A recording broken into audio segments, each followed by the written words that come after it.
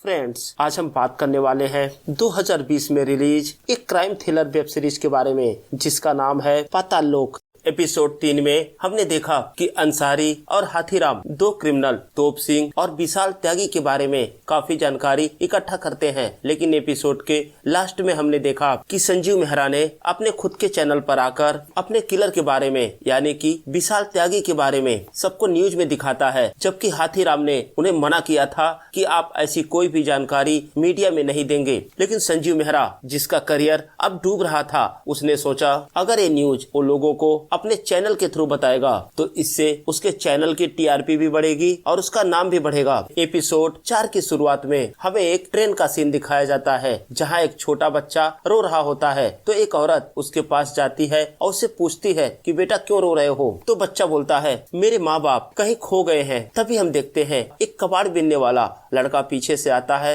और उस औरत का पर्स लेकर वहाँ से भाग जाता है। जब तक औरत वापस आती है तो देखती है वो जो छोटा बच्चा वहाँ रो रहा था वो भी गायब हो चुका था। अब हम देखते हैं वो दोनों बच्चे उस औरत का पर्स चेक करते हैं तो छोटा बच्चा औरत के पर्स से मिले क्रीम और पाउडर को अपने चेहरे पर लगाता है और बहुत ही खुश होता है। अब सीन शिफ्ट होता है और हम देखते हैं हाथीराम को, जो चित्रकूट से वापस दिल्ली आ गया था और सीधा पुलिस हेडक्वार्टर जाता है, जहां डीएसपी साहब प्रेस वालों से बात कर रहे होते हैं। तो प्रेस वाले विशाल त्यागी के बारे में पूछते हैं तो डीएसपी साहब बोलते हैं देखिए, संजीव मेहरा इस केस के विक्टिम है और हमने ये जानकारी बस इसलिए उनके साथ साझा किया था, लेकिन हमारी टीम की तरफ से क्लियर इंस्ट्रक्शन था कि आप ये जानकारी बाहर किसी के साथ भी शेयर नहीं करेंगे। लेकिन फिर भी संजीव मेहरा ने ये जानकारी अपने न्यूज चैनल के थ्रू सबको दी है, तो इसके लिए हम कुछ नहीं कर सकते। तो डीएसपी साहब प्रेस वालों के बाकी क्वेश्चन का आंसर नहीं देते हैं और वहाँ से चले जाते हैं। अब वो हाथीराम से मिलते हैं और उसको बोलते हैं कि विशाल त्यागी का नाम हमने इसलिए रोक रखा था कि बेवजह केस पर प्रेशर न पड़े, और अब देखो कल से ही कमिश्नर साहब का 2 बार कॉल आ चुका है और इस केस में तुमने दोबारा वही मिस्टेक की है। इससे पहले प्रेस वालों को संजीव मेहरा का नाम पता चला था और अब विशाल त्यागी का। अच्छा छोड़ो, ये बताओ कि चित्रकूट में क्या हुआ। तो हाथीराम बताता है सर, विशाल त्यागी वहाँ के एक बिजनेसमैन ग्वाला गुजर के लिए काम करता है। ऐसे तो ग्वाला गुजर का पॉलिटिकली बहुत सा कनेक्शन है, लेकिन उससे भी बड़ी बात यह है वहाँ के सबसे बड़े डकैत दुनलिया गुजर का भाई है। तो डीएसपी साहब पूछते हैं कि आखिर दुनलिया गुजर का संजीव मेहरा से क्या प्रॉब्लम हो सकता है। तो हाथीराम बताता है वहाँ का एक लीडर है दशरथ कुमार, जिसका स्टिंग ऑपरेशन कुछ साल पहले संजीव मेहरा ने कराया था। तो मुझे लगता है कहीं वो ग्वाला गुजर या दुनलिया गुजर से कनेक्टेड ना हो। अब डीएसपी साहब हाथीराम को बोलते हैं लेकिन अब कोई भी इंफॉर्मेशन संजीव मेहरा के साथ शेयर मत करना। जब हाथीराम अपने थाने पहुंचता है तो उसे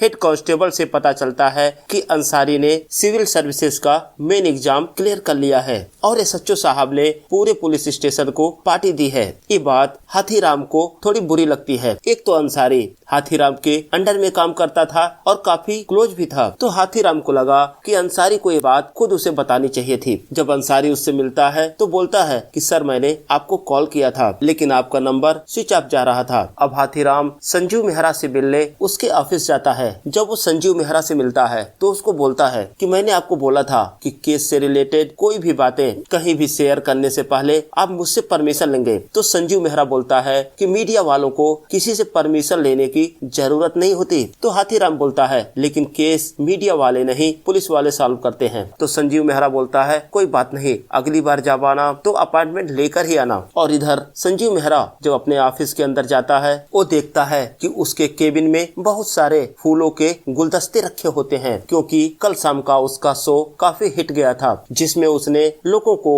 विशाल त्यागी के बारे में बताया था। तभी उसके पास जय मलिक आता है और उसको बोलता है कि सिंह साहब तुम्हें याद कर रहे थे और उन्हें तुम्हारा कल का शो बिल्कुल ही पसंद नहीं आया। तो संजू बोलता है सिंह साहब को बोल दो ये सही टाइम नहीं है मुझे निकालने का। अगर उन्होंने मुझे जॉब से निकाला तो पब्लिक की सिंपैथी मेरे साथ होगी और ये चैनल के लिए अच्छा नहीं होगा। अब हम देखते हैं जब हाथीराम अपने घर पहुंचता है तो देखता है उसके साले के लाए हुए वो सारे सामान उसके घर में बिखरे पड़े होते हैं। तो अपनी वाइफ से पूछता है कि तुम्हारा भाई अभी गया नहीं क्या? तो उसकी वाइफ बोलती है कि भैया तो गए, लेकिन 2 दिन बाद अपना सामान लेकर जाएंगे। अब सीन शिफ्ट होता है और हम देखते हैं हाथीराम के पुलिस स्टेशन में एक कॉल गर्ल को पकड़ के लाते हैं और उसको लेडीज के सेल में बंद कर देते हैं, जिसमें पहले से ही मेरी बंद थी। तो कॉल गर्ल मेरी का कंबल उससे छीनती है और इस वजह से दोनों के बीच में हाथापाई होने लगती है। अब सीन शिफ्ट होकर हाथीराम पर आ जाता है। हम देखते हैं लंबे सफर की थकान के बाद हाथीराम नहा धोकर रेस्ट करना चाहता था और तभी हाथीराम को उसके पुलिस स्टेशन से कॉल आता है। जब हाथीराम वहां पहुंचता है तो उसे पता चलता है कि मेरी लड़की नहीं लड़का है। और वही दूसरी तरफ वो लेडीज कांस्टेबल मंजू, जिसने मेरी की पूछताछ किया था और चेकिंग की थी, वो भी रो रही होती है क्योंकि उसे पता था ये बहुत बड़ी गलती है। अब हाथीराम गुस्से में आ जाता है और वो मेरी की पिटाई करने लगता है। वो उसे बोलता है कि अगर तू लड़का है तो तू बता सकता था। अब जब हाथीराम मेरी से पूछताछ करता है तो बताता है उसका असली नाम चीनी है। तो हाथीराम पूछता है कि तुझे मर्डर का काम किसने दिया था? तो चीनी बोलता है, सर दिल्ली का एक बिजनेसमैन है मुकेश तलरेजा। कुछ दिन पहले मुझे उसका कॉल आया था और उसने बोला कि मुझे 4 दिन तक इन लोगों के साथ रहना है और इस काम के वो मुझे 2 लाख रुपए देने वाला था। तो हाथीराम बोलता है कि सिर्फ घूमने के 2 लाख रुपए? तो चीनी बोलता है कि सर अगर लड़की साथ में हो तो लोगों का शक नहीं होता और यही वजह थी कि मुझे उस टीम में शामिल किया गया था। अब हाथीराम और अंसारी मुकेश तलरेजा से मिलने के लिए निकलते हैं, लेकिन तभी एसएचओ आ जाता है और वो हाथीराम को बोलता है कि उस लेडीज कांस्टेबल मंजू को मेरे केबिन में लेकर आओ। तो हाथीराम बोलता है, अरे सर उससे गलती हो गई और मैंने उसे सीरियस वार्निंग दी है, अब आगे फ्यूचर में वो ऐसी गलती नहीं करेगी। तो एसएचओ हाथीराम पर चिल्लाने लगता है। वो बोलता है, तुम इन्वेस्टिगेशन कर रहे हो या मजाक कर रहे हो? कल को कोई इंक्वायरी बैठेगी तो सबसे पहले तो मेरा नाम खराब होगा। अब हाथीराम उसके पास जाता है और उससे बोलता है कि देख, बहुत मुश्किल से मुझे एक केस मिला है और इसको खराब मत कर, थोड़ा टाइम दे, मुझे एक और लीड मिली है और मैं उसी से मिलने जा रहा हूँ। तो अभी के लिए जो कुछ हुआ उसके लिए सॉरी। अब हाथीराम और अंसारी मुकेश के ऑफिस जाते हैं तो उन्हें रिसेप्शन पे बैठाया जाता है और एक ड्रिंक दिया जाता है पीने के लिए। उस ड्रिंक को पीने के बाद हाथीराम और अंसारी दोनों सो जाते हैं और हम देखते हैं सोते वक्त भी हाथीराम को चीनी के चीखने की आवाजें आ रही थी। एकाएक उसकी नींद खुलती है तो देखता है काफी समय से वो दोनों यहाँ सो रहे हैं। अब हाथीराम को गुस्सा आ जाता है कि मुकेश ने उनका टाइम वेस्ट किया। अब अंसारी को बोलता है, एक काम कर, इस मुकेश के प्रोजेक्ट में जितने भी लोगों ने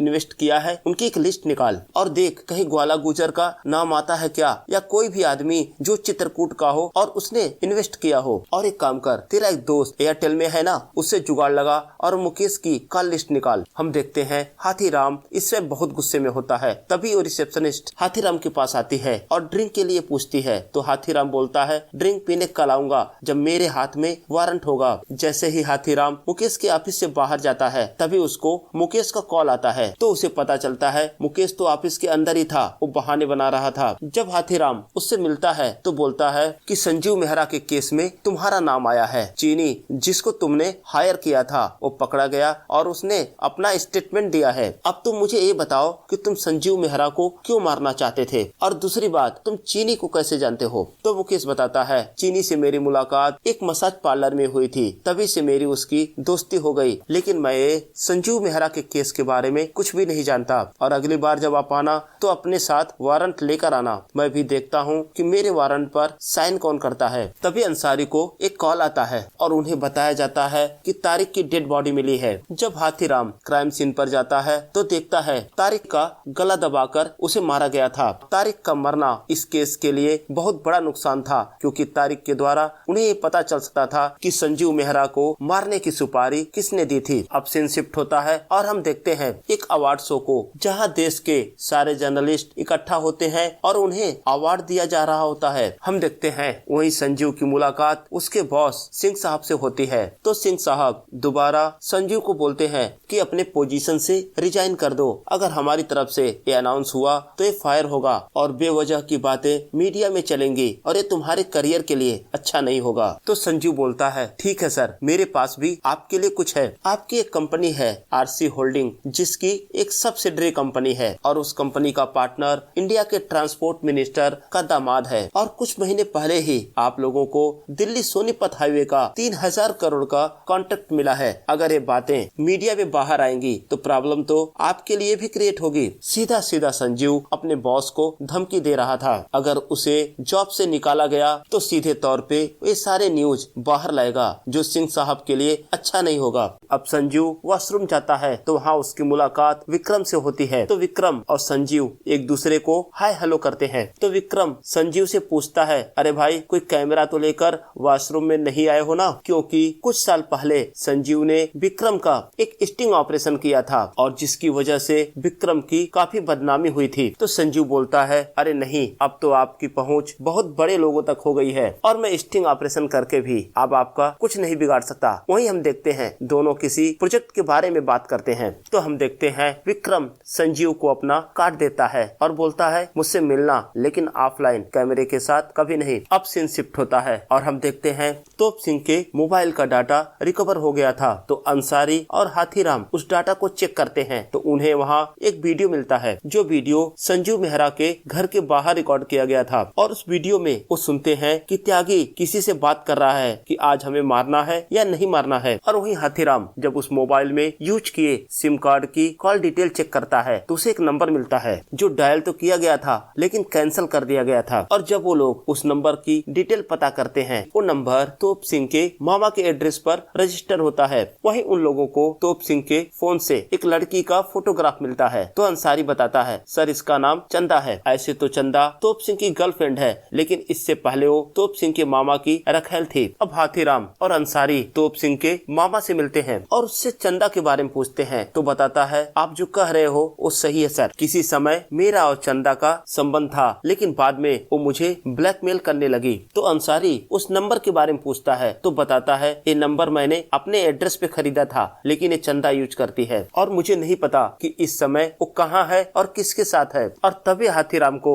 उसके पुलिस स्टेशन से कॉल आता है। वहाँ पहुँचता है तो उसे पता चलता है कि चीनी के लड़के होने की बात मीडिया में लीक हो चुकी है और पुलिस स्टेशन के बाहर मीडिया की भीड़ लगी हुई थी। जब वो अंदर जाता है तो उससे डीएसपी साहब मिलते हैं और उसको बोलते हैं कि कमिश्नर साहब का ऑर्डर है कि तुम इस केस को सीबीआई को हैंडओवर कर दो और तुम्हें आज से सस्पेंड किया जा रहा है। और इसी के साथ एपिसोड 4 यहीं पर समाप्त हो जाता है। तो फ्रेंड्स, कमेंट सेक्शन में हमें जरूर बताएं आपको ये वीडियो कैसा लगा, और अगर अभी तक आपने मेरे चैनल को सब्सक्राइब नहीं किया है तो प्लीज सब्सक्राइब करें। धन्यवाद।